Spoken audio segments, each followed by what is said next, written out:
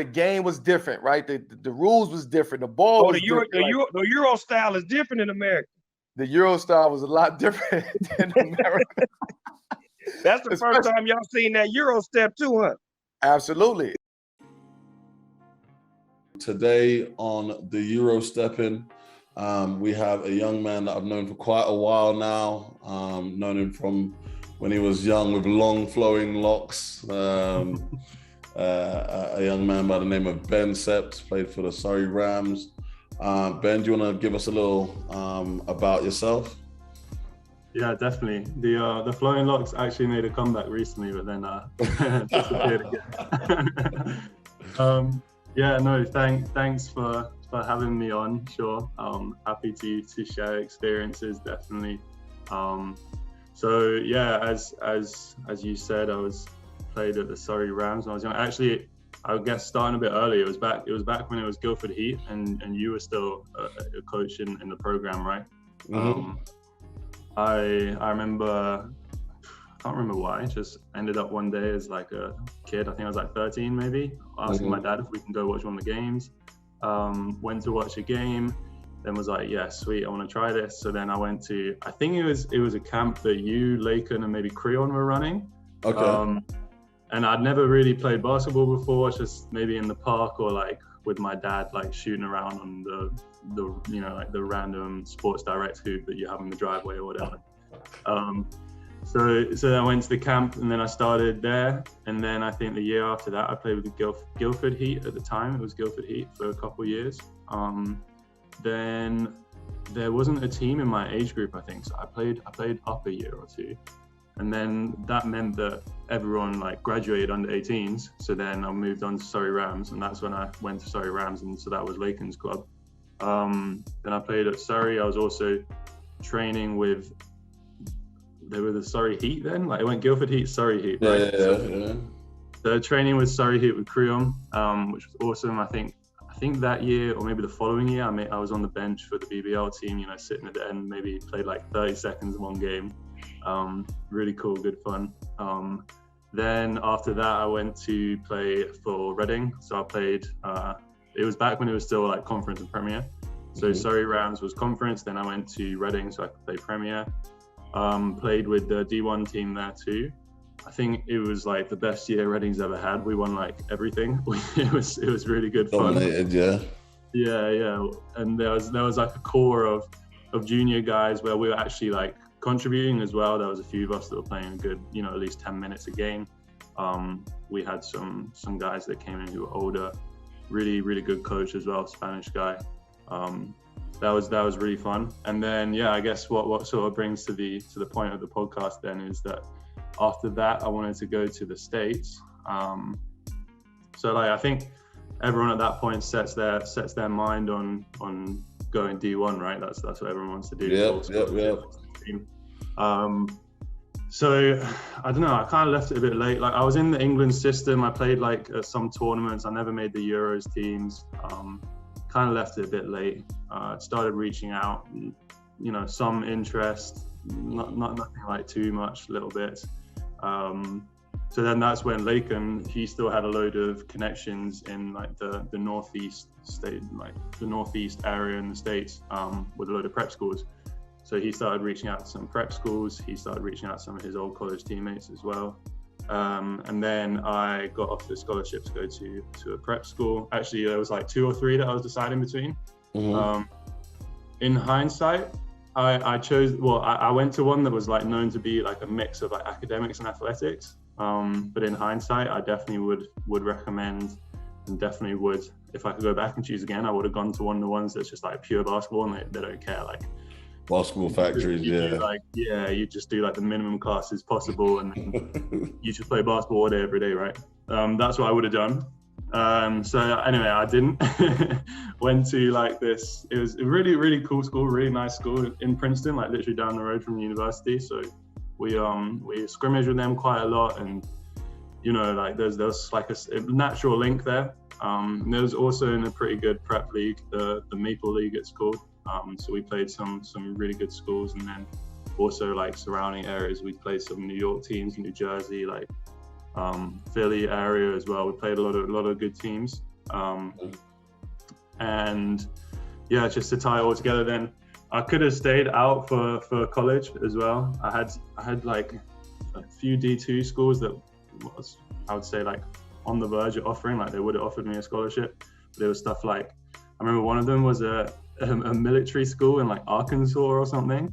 And I was just like, I don't know, like some random state, right? Military school. I was just like, nah, not for me. And I was at the same time, obviously, plan B, applying for stuff back at home. At the time, there was quite a few unis that were connected with BBL teams. So I was naturally like, yeah, sure, I want to carry on playing. So I'll just apply to those. I wanted to study law for my undergrad. So I was also looking for a good academic school. And I think that year, Durham still were in the BBL. Yeah, so, they were, yeah, Durham Law School was like ranked like 3rd in the UK, and they were still in the BBL. So I was like, yeah, absolutely. I'm going to apply there. Got in there. And then it just came down to like deciding, do I want to go to like a D3 school and not really any scholarships and cost my family loads of money or whatever, you know, like apply for all this financial aid. Or do I want to go back, get like a really, really good degree and play BBL as well? And yeah, came back, played BBL, wanted to play BBL. Then the year I came, they folded from the BBL, so they dropped out. So I was kind of like, yeah, whatever, I'll just go for the more like regular student experience. But it was like the basketball was still really good there. They still recruited like a full team of master's students, essentially, because Bucks was still really important for them. So they had a big budget to offer scholarships for masters. So the roster was still really good. We had like, I think my first year, we had 6 Americans, all of them ex-pros, played D1, played in Europe. We had like a Greek guy who played A1, Euro Cup, and like the standard was really good, right? We had some really good teammates. And then of course, when you're playing in that Bucks league, you're still playing against like Loughborough, who are linked with Riders. So the BBL guys playing BBL and stuff. So yeah. Yeah, Northumbria with the Eagles as well. Like they were really good too. So the standard was still pretty good. So Team Newcastle, I think, was bouncing around as well. Northumbria. Exactly. So it was Northumbria, and then in my second year, I went to play. They were in D2 at the time, but Tees Valley, where Creon came over. So there's still like a bit of a connection there. I went to play with them in D2, like literally just before I was like, I'll just play for a bit of fun, whatever. Don't really do much else on the weekends anyway. It'll be fun. Kind of caught the bug of it a little bit again. And in that season, we played against Team Newcastle, who at the time were, I think they were D1. So after playing them a few times that year, they asked if I wanted to come over for my 3rd year of uni to play with them in D1. So I went to play with them in D1 in my 3rd year. Then after that, didn't really have a plan. So I was gonna just stay and do a 4th year at uni, do a master's somewhere.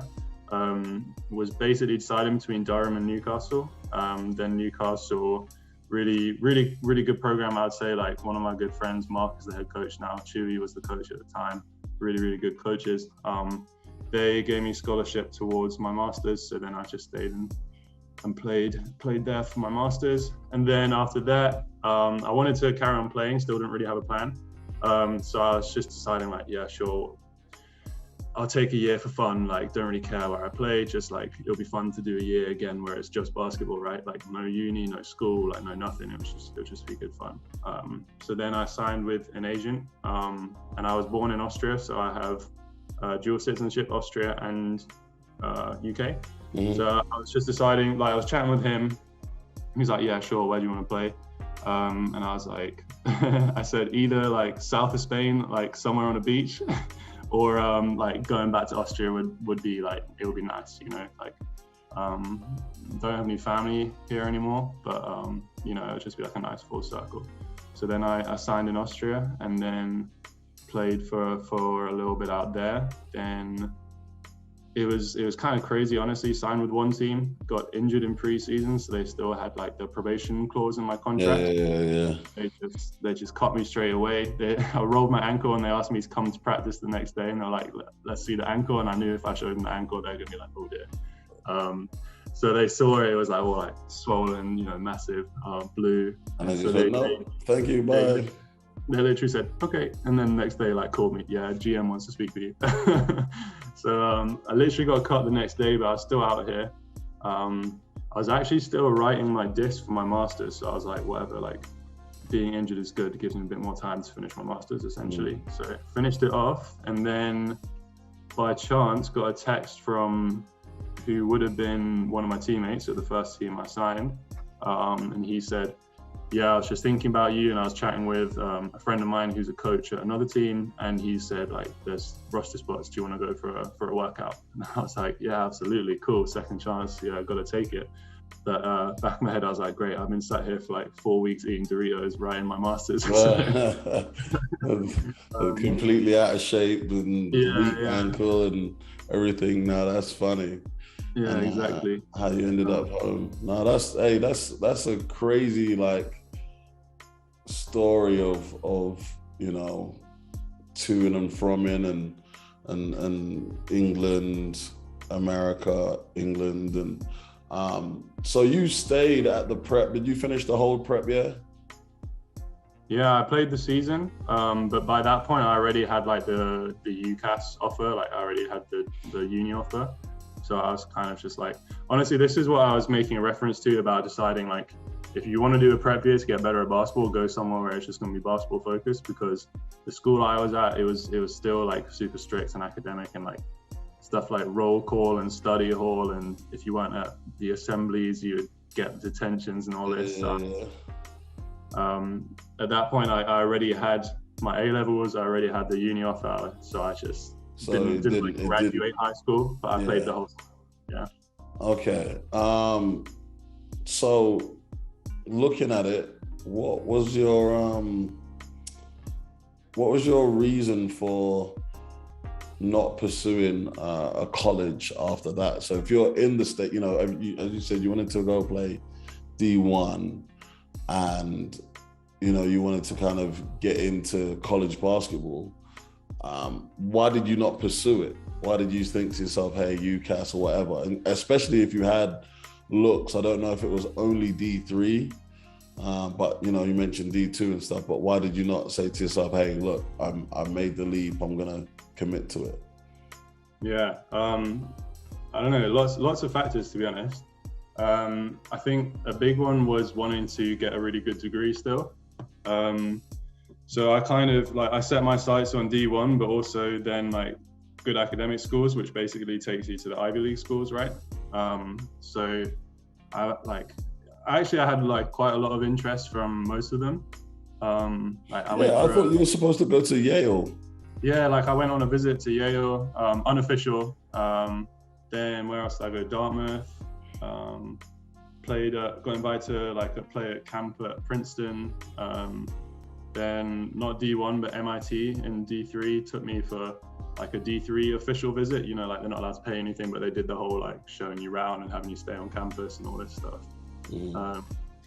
But that was always in my mind. And while I was playing the prep year, I was kind of like, don't want to be left going all eggs in one basket, going all in. So that's kind of why I decided plan B, I'll keep the UK stuff ticking along. And then, to be honest, like for anyone that's been there, you'll be talking with a coach, they'll be texting you like all day, every day, and then, they will suddenly just ghost you. So it was going still pretty well. Like Yale was probably my best bet. Ivy League, I don't know if it's different now, but at the time they didn't officially do athletic scholarships. No, they don't. It's still the same. Exactly. So that was always in the back of my head as well. And then it was going well. Like they had me there. Then they came to see me play a few times, and then I remember probably the last time I ever saw this coach. He came to one like tournament we had. I played so bad, like really, really, really, really bad. And then I just never heard from him again. Like literally, just like that.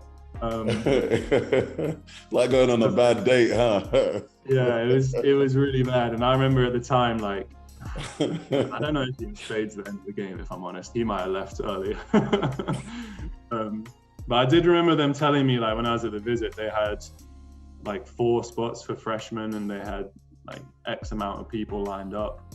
And they told me this is actually pretty interesting and maybe something that's like worth jotting down for anyone that's targeting those sorts of schools. They told me their admissions office, of those 4 spots they have for freshmen, they want like an average SAT score. So they want it obviously to be, it's like as Yale, they want it to be pretty high. Yeah. But they said like one of the large parts that they wanted me because like I studied really hard, I did really well on the SAT. So they're like, we can use your high SAT score to bump up our average, which means we can get someone else in on a lower one who's like okay, yeah. That's so fine. I think probably what happened was they just had like that in mind. Looking at you guys, obviously, then they were just better than me. hey, you know, like this is your account, right? You know, you can lie and say you was a superstar, but you decided not to, and you know, you played amazingly. And but no, I like it honest. No, it's good. Happy to be candid because like there's a lot involved with it, and I think there's also a lot of people that just get stuff up too much and make like an unfair perception of things. Yes. Like you need to be realistic, I think, and like I'm glad that I had a plan B, because if I had really gone all in, then the guy started ghosting me. Like, what else would I have done? I don't know. So okay, so what was the hardest thing about pursuing? And I guess this is a life, kind of a philosophical question. Got there in the end. Like, when do you decide that plan A, or when did you decide that plan A is no longer viable? When did plan B become plan A? Do you know what I mean? As I said, in the terms of, hey, I'm going to the States, I'm making this commitment, I've stayed here for a year. You know, at what point do you say, okay, no, actually it is going to be plan B? Yeah, I think what was it? Straw that broke the camel's back? Is that right? Yeah. I think it was when the Yale guy started ghosting me. Like, I was still talking with some D1 places. It's kind of when he started ghosting me, and then like the interest from the D2 and the D3 started coming up. I think that probably is like a thing, right? They know that like these guys are fringe. They know that like if it's getting to this point, then it's looking like they're probably going to end up in D2 or D3. So then they step it up, the intensity. And it was kind of that. And then at the same time, I knew always in the back of my head, like, yeah, I've probably got like a pretty good option lined up in the UK. So I was kind of like, sure, if, you know, I wanted to do the whole thing. And if I'm only going to do like half of it and be, you know, that far away and just like grinding it out in like wherever you are, really far away from home, like the degree that I'm going to come out with is probably not even going to be that good compared to what I know I could get. I think it all sort of happened at a similar time. And then once it kind of got to that point, I was like pretty much decided. Okay. And I know you said you applied earlier and it came through, but can you talk about the realization of, hey, the American dream is over? Like, this is it. I mean, I'm sure there must have been a lot of emotion tied to it. You know, can you describe what that was like? Yeah, no, it was a long time ago, to be honest. I remember when I first got there, it was all like super exciting, and that slowly started dwindling, and then I slowly started getting like homesick. So like one was coming down and one was coming up. So it was more kind of just like, I kind of just felt like, what am I doing here? Like, you know, like, I don't think this is going to work out. I've got like a better option at home. Like, that's not going to start till October. It's like March now. It's still like 6, 7 months. I can go get a job, make a bit of money and go on a nice holiday and start uni. Like, you know what I mean? Yeah. And I kind of just felt like, yeah, what am I doing here? And I remember this also was a large part of it. I remember like, it was super strict. I'm not even joking. I wanted to go to Walmart one day on like after school, right? We stayed in the dorms, obviously we were boarded. And I just like popped out or whatever, like went down the street to get whatever I wanted. And then I came back and I had all these teachers having a massive go at me, like, oh, you didn't sign out, you didn't tell like the RA or whatever it is called, like you're going, and like all this. I'm like, come on, like seriously. I understand that some of the kids here boarding are like 14, but like yeah, 18 is young. I'm 18. Like, I just pop out to get like a Gatorade and then come back. Like, it's not that big a deal. And there was a lot of stuff like that where I kind of felt like, because it was like a lot of the kids that were going there were paying like really big school fees and stuff. So like, it's very like high wired, you know. And I kind of like on the one hand, like the excitement is going, you're getting homesick, and then you have like teachers yelling at you for wanting to just pop out like off campus for like an hour or whatever to get a sandwich, and you're like, it all just sort of came together, and I was just like, what am I doing here? Okay. Do you know what? I'm like nervous. I don't know if nervous is the right word, but I'm sitting here like gritting my teeth and smiling because I'm that guy now. You know, I'm a high school coach, but I'm also the residential guy in charge of all the boarding students. So I am that guy of, hey, you didn't sign out. Hey, you know, but I mean, it's slightly different. This is high school, not prep, and you know, we try to be somewhat flexible, and you can do, let me not say whatever, but you can do stuff, you can go out and buy stuff and go to the stores, so long as you let someone know. Do you know what I mean? Because, you know, as parents of international students, parents are always freaking out. Do you know what I mean? You know, I think like last week, a kid's playing American football, and you know, his calf hurts or whatever, it's tight. So he tells his dad in France, hey, my leg hurts. And then I get an email the next morning saying, hey, my son needs to go to the hospital. And I'm like, I'm watching this kid play American football fine, running up and down, but his parents are freaking out. So that's all, you know, it's the account of if someone's parent says, hey, where's Ben? And you go, I don't know. Do you know what I mean? Now it's a bigger thing. 100%. And I think like also like now I would entirely agree with you. And if it was me, I'd be like the same. But at the time, you know, you're like, 18, I just finished school, is mine. Like, I'm away from home, like just let me go out, whatever. And yeah, of course, there's like some growing up and maturity there, but that doesn't change how you feel at the time. Definitely. I'm with you 100%. That email the next morning, you just open it and you roll your eyes, right? So, yeah. Like, oh my, like the kid's fine, especially when they don't come and tell you. That's like the most irritating thing. So now, you know, their parents think they're in some dungeon getting beat up, and then I'm like watching them have a great time, and it's like two different worlds. So yeah, it's cool. Do you think that the process, you know, of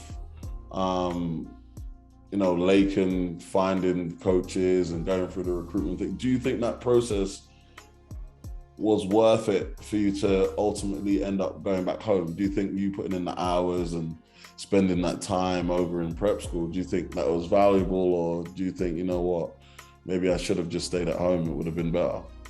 No, you know what, I think about this sometimes. I like, without a doubt, do you not regret it? And I almost wish that I threw myself in more fully as well. Like once I sort of, you know, decided fine, basketball's not going to work out, like part of me now is still like, cool mate, you were in New Jersey, it was about to be summer, like all your mates are there, like, you know, it'll be fun, just like enjoy it. But I was there kind of like, oh no, I just want to come home, it's not worked out. So I 100%, yeah, even if it doesn't work out, it's huge. And I think it's like a massive thing just for growing up as well. We sort of mentioned it earlier, but then when I got to uni my first year, I was only like a year older than everyone, 19, but I kind of felt like from that experience I was much more mature and kind of not really interested in half the stuff that like people were interested in. And I just remember like on it, like my first year of uni, I was mates with all my mates were older than me. I made mates through basketball, friends of their friends, like just felt like I got along with them a little bit better, like perspectives slightly different. And it definitely, I think, just in terms of life experience, it's huge to do that sort of thing. And I, 100% would recommend, but also like would recommend plus just like absolutely immerse yourself in it, just make the most of it. Yeah, I definitely feel. How are you treated by I guess it's different because you didn't go to college, but how were you treated by your friends and family once you told them you was coming back home? You know, were the people supportive, or were they like disappointed? Especially, you know, your parents are paying this money for you to go prep, so you know there's a follow up from it. And now, if there's no follow up, you know, how was that received? Yeah, maybe that's a question I should flip on you. What did you and Lakin think? Hey, I'm not going to talk for Lakin. Maybe I'd catch him on here and put him in.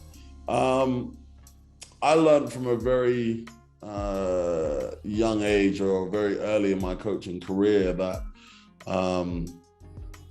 you can't pin your expectations on a young kid. Do you know what I mean? It's like everyone's going through their journey and everyone's maturing and everyone's figuring out who they are. So, you know, the magical age, I believe, is that 17, 18 window, because as you say, you kind of get some sort of independence, especially for European kids, right? 18 is like the doors kicked in, you know, drinking, partying, whatever you want at 18. So it's really kind of, you know, when you come out here, you're thinking, hey, you know, if Ben grinds at it, could be good, you know, hopefully he finds a spot. And you do get to a place where you're like, man, missed out on an opportunity. Like, oh, if you just stuck it out, you know, but hindsight, it's 2020, like you said, you know, you wish you kind of immersed yourself in it a bit more, but then you wouldn't have got to that conclusion if you didn't make the decisions you made. You know what I mean? I think life's a little bit bad like that, because, you know, you're like, if I only knew ahead of time, but it's too late, you can't go back. Do you know what I mean? So yeah, exactly. Yeah, you know, how was it with your parents? Yeah, for me, like, well, I guess, yeah, from my perspective, it wasn't really that big a deal from like what other people thought. It was more like internal. My parents were fine with it, to be honest. Like, obviously, like my mum, she was over the moon. I was about to be home for 6 months. You know? Then my dad, yeah, no, I think I don't know. He just wanted me to be happy, right? And you could tell I wasn't happy out there. And yeah, I know it's expensive and there's a lot to pay, but I think like the deal I ended up getting, like the scholarship, was pretty good, so it wasn't that bad, to be honest. And in terms of sorry, I don't know if you can hear that. My washing machine's going crazy. Oh, it's all good. It's all good. Okay, good. Yeah, then in terms of like friends, whatever, they don't care. It's like, oh, sweet, Ben's home, whatever. You know, like. Then I guess like that would be like school friends, basketball friends. I don't know, like everyone kind of goes their own way after under 18s, right? In the UK, it's kind of yeah. A bit of a weird one. But yeah, for myself, really kind of like a bit disappointed, almost relieved as well. I think when you're so invested in something, especially mentally and also like simply with time, like, you know, you practice every day, you practice more like twice a day, sometimes 3 times a day. From the age of like 16 to 18, you got a game every weekend. Summers, you're just trying to get better. You're not really like going anywhere. Like, you invest so much that you're kind of like, what was the point? But then also you're kind of like, oh, like, awesome, I can breathe now. So I was kind of conflicted. Yeah, lots of stuff going on, but I think, as I said, you really learn a lot and it prepares you for the next step. And having that experience, I think, has been super valuable since. I'll put it that way.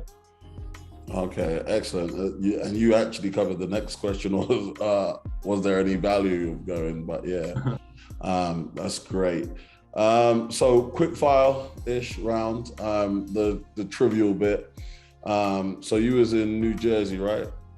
Yeah, exactly. Yeah. Right. So what's the weather like in New Jersey? Winter was so cold. It was horribly cold, like snow up to your shins. I remember our coach, he drove the bus like it was a race car, and it was snowing and icy, and we were all like terrified. So I hope you're not that coach, but our coach was, he was going pretty reckless with that thing. So winter was horrible, and then suddenly it would just turn to like really nice and hot in the summer. Like I think it's kind of like England, but you actually get all 4 seasons.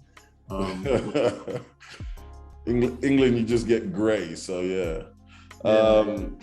What's the must-see destination of New Jersey? Cool, I don't know. Didn't really get out much because I had to sign out every time.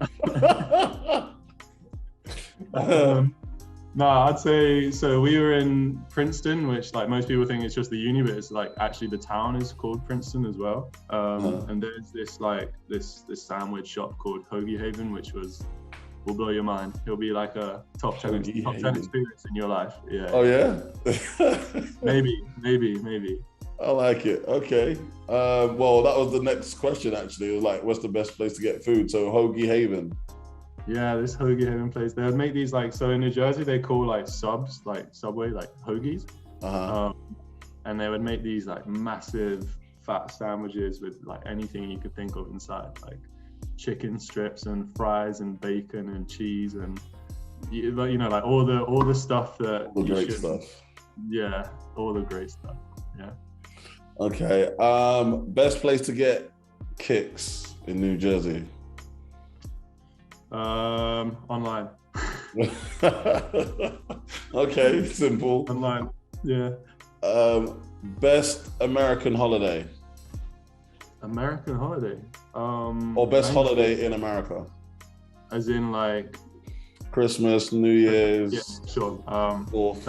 Thanksgiving hands down. If like, I think most people that go, right, you end up making friends, and then the friend's mom is like, oh my God, are you gonna be here alone for Thanksgiving? Come to ours. It happens to everyone, right? And then you go, and then like, yeah, incredible. Like all the food they make and the occasion, like, yeah, super cool. Good experience. I love it. I was with a family in Oklahoma, and they were like pretty cool. And they kept asking about the pilgrims, and it was like, yeah, it was hilarious. Like, oh, so do you guys celebrate in England? And we're like, no. Like, oh, but the pilgrims. And I'm like, yeah, never mind. It was hilarious. It's still a thing to this day. So you spoke about being homesick. How did you deal with being homesick? What remedies, if you will? I don't know. It's just I got kind of lucky. Like my roommates were really cool. We're like still, I haven't seen them for a while. Obviously, we've been like other sides of the world to each other, but we're still messaging each other every now and then. Like one of my roommate Dom, he's playing in Sweden now. Was in Portugal, so COVID made it difficult, but we're just trying to arrange like trying to see each other. But honestly, just like chilling with them. Like the cool thing is, yeah, you're boarding, but at least you're like, if you get lucky and you get along well with your roommates, like you're just living with your mate 24/7, and in between classes, just like playing PlayStation or like whatever. Good fun. So I think just, yeah, keeping busy with the friends you make. Okay. All right. Nice. All right. Last couple. We get a little bit serious. What was your level of independence before you got to, you know, your prep school, and what 3 things do you think, you know, would you advise somebody going to college or prep should be able to do before they go there? In terms of like independence at home? Yeah, like just, you know, cooking, cleaning, being able to, you know, navigate the metro system and stuff like that. Oh, okay. Sure. I mean, yeah, I started like doing my own shopping and cooking quite early, just because, I don't know, like I was 15 and read like, oh, you have to have this diet to jump higher or whatever. Okay, yeah. So I got like really obsessed with all that stuff really early on. So I started doing all that myself quite early before I even left, like while I was still at school actually. Like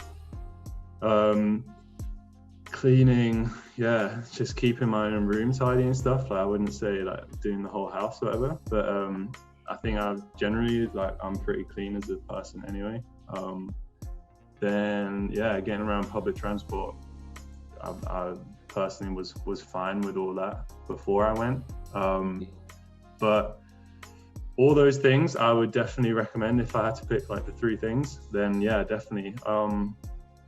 I think before going, being able to cook is huge. That's definitely a big one. Then also I'd say like keeping all your stuff tidy and like knowing how to do the washing and stuff like that. I don't know, like sometimes you'd go into dorm rooms and they'd just be gross, and I'm sure you see this, right? But I think that's like a life skill that's, you know, something good to do. And definitely be prepared to do all that, because otherwise, well, to be fair, like it depends where you go. You have like the little loop that you put all your stuff on after practice, right? And then it gets washed for you. But all the other stuff for sure. And then it's just being, you mentioned it, public transport is definitely a good one. If you're like, I remember one before Christmas, we had a game somewhere random, like I don't even know where it was. And then I had to like try to get to the airport to get my flight home for Christmas or whatever. Okay. So it's just figuring all that out, being prepared for all that, sure. If like that was the point of the question, like what should you be prepared for, then like, you know, stuff to do. Some people say time management, some people are like, hey, being able to communicate with lecturers and professors and stuff, like that's also a huge one. You know, being able to coordinate schedules, you know, again, I guess it falls under time management, but there's you know, only 24 hours in a day, and if you're, you know, not managing your time right, you lose out on schoolwork, not practicing, not sleeping, not, you know what I mean? So that's another big one, especially, you know, the coaches. Last season we had the coaches on, and that was a big one for them, is hey, you know, want people who are independent, and they don't need to baby and monitor 24/7. So no, that's a good point. Definitely, like scheduling is a big one. And I think it depends like the system that you come through, but like you and Lakem would always say, like if you're not early, you're late, like that sort of thing. Just being ready, being on time, definitely. And then I don't know, prep school, everything's kind of mapped out for you. It's kind of babied out a little bit for you, but college, I think people can end up just like, you know, wasting away their days. So definitely, that's a really good point. I'd say like scheduling, absolutely. Nice. What was the biggest adjustment to American culture? Good question. I don't know. I think you can probably separate it, right, from like everyday life and basketball. I think basketball is a lot different, that everyone knows, and like pretty much everyone like can play to some degree anyway. And like you just walk around the streets and everyone's wearing basketball shoes or whatever. I think then also the way that they play, at least where I was playing, it was a lot faster, a lot more physical, and like no one would ever like give up or anything, and like everyone would always, I think it depends on your coach as well, but like no one would like walk into the huddle, no one would like walk between drills. Everything was super like, okay, we're doing like the 5-minute segment of the charge drill, then like 5 minutes straight into mic, and like, you know, like it was very kind of like almost professional already. Definitely very serious. Then in terms of like everyday life, I don't know. I think it's kind of weird, like on the surface, at least like this is kind of how I feel. Like on the surface, everyone in America is very friendly. But then at times it was also kind of difficult to actually make like real relationships with people as well. You'd see them, they'd be like, oh, hey, how are you going? Like, how's it going? Really happy to see you. And then you'd just kind of like repeat that over and over. Or you're like, I know nothing about you. Like, why are you acting like you're the happiest person to see me right now? Yes, the fraudulence. yeah, exactly. So that was kind of weird as well. But, that's hilarious. All right, big question. How did you deal with distractions such as drugs, alcohol, and love interests? You know. I think, there wasn't really like much time to do that, to be distracted, if I'm honest. Like for me personally, again, like slightly different. It was a prep school, but it was kind of like a full school day straight into practice. Then you had to be in like your study hall, and then at that point it was late already, and it was the winter, and there's nothing else to do really. So there wasn't really anything, sort of in the way there. But I don't know. Trust me, being in the dorms, I know there's always a chance of getting involved in stuff that you shouldn't be getting involved in. Yeah, absolutely. But what I don't know, what can you do? Just put your headphones in and do something. Play video games. Just play PlayStation. So are you telling me no one, and I'm not trying to, put anyone's name out there, but, are you telling me that there was never any weed on campus? There was no one smoking. There was no one, that managed to get alcohol in the dorms and stuff? Yeah. I mean, 100%. Like one of my teammates, he got expelled very early on because he got caught with weed in school. So like, it happens, but I don't know. Like, what's the best way? What is it? Like, just say no. Nothing. So what did you do, or did you do it and just never get caught? Me and my friends. So like the teammate I just mentioned, he was like really obsessed with 2K, and I like, this is gonna sound really lame, but me and him would literally just play 2K like all night while everyone else was doing anything else. And of course they'd like come in or whatever, but we'd just be like, he was very focused as well. He was also honestly both of us were honestly like a little bit more quiet. We were both like on our prep years and just didn't really want to get involved with any of like the drama or the gossip or like the high school stuff. So we were just happy just to keep to ourselves, to be honest. Okay. But yeah, literally we played so much PlayStation. I played enough my whole life. I don't play anymore. So. Well, Lakin's still banging out. Let me not put his business out there, but I know he still be catching L's on that PlayStation. So, okay. Last question: what advice would you give to anyone that wants to, embark on the American dream? That wants to go to college or prep, or what advice can you give them? Yeah, definitely. I said it a few times, but I'll say it again. Like, literally, just throw yourself into it with everything you got.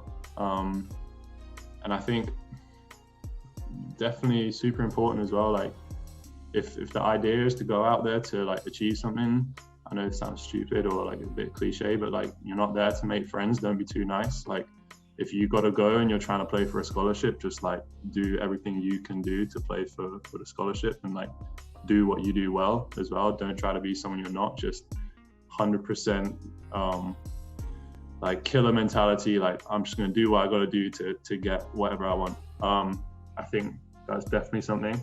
But really enjoy every minute of it. And I would say, from experience, like, even if it's not going to work out, like, I wouldn't be worried. I think if like you want to be real about it, like, how many people go play 4 years D1 and go to the NBA, right? Like, the percent, like, I know everyone says this whole like percentage stuff, like it's super low, right? And if you still want to play basketball afterwards, there are hundreds of teams in Europe. And like, if you flip it around from the American perspective, guys that go play 4 years college and then they come play in Europe for like 300 euros in a bedroom in an apartment, and then put an Instagram bio professional basketball player, like, to them, like, that's making it, right? So if you really still want to play basketball, you can play basketball. I think like it's really not the end of the world. But I'd say like, put 110% into it, but like also I'll try not to put too much pressure on yourself, because like, I'm still playing now. It's not the best league, but it's still semi-professional. The level is still pretty good. It's good fun, and I think like people people always say like, just go out and have fun. But if you take away the pressure and you actually are just playing for fun, like I found it, especially for myself, like you end up just playing better, and like you don't care, and then you just play good.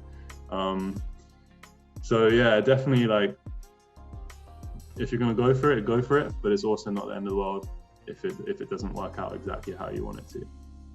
I like that. I really like that. That was like so earnest and sincere. I like the idea of, hey, I guess it's a fine line, right? It's a fine line of 110% all guns blazing, but enjoying it. Do you know what I mean? Enjoying the process of the grind of, you know, trying to make it, and wherever it falls, be happy in the knowledge that, you know, you've tried it, you've gone out, you've done your best, and that, you know, that's where the chips have fallen. So I really, really, really like that. Ben, you've been absolutely amazing. Thank you for being so open and honest. And it was great kind of hearing the processes behind it. I know Lakin's probably gonna, you know, watch it, and, you know, because he's, you know, questioned what's happened or what happened and all the rest of it. So I'm sure he'll be glad to find out what went down. But yeah, thanks for stopping by and giving me some time. No, thanks for having me, and thanks for hearing me out, and hope it's helpful to whatever. And shout out Lakin, 100%. Yeah, always good to catch up with you too. I think like the thing is, like, you learn so much from basketball and all the people you meet, right? And like when you look back at the time, if something seems like not how you want it to be, you know, here you and me are, I don't know, like 5 years later, and I can still remember you like screaming at me to like run fast or whatever. And it's like these life lessons that you get. And yeah, it's always good to catch up. And I think there's like, even if you stop playing, there's always part of basketball in you, like in whatever you're doing. So it's happy to share, and yeah, good to catch up. Hi, this is Ben Seipt. This was my episode of the Eurostepping. Thanks for watching.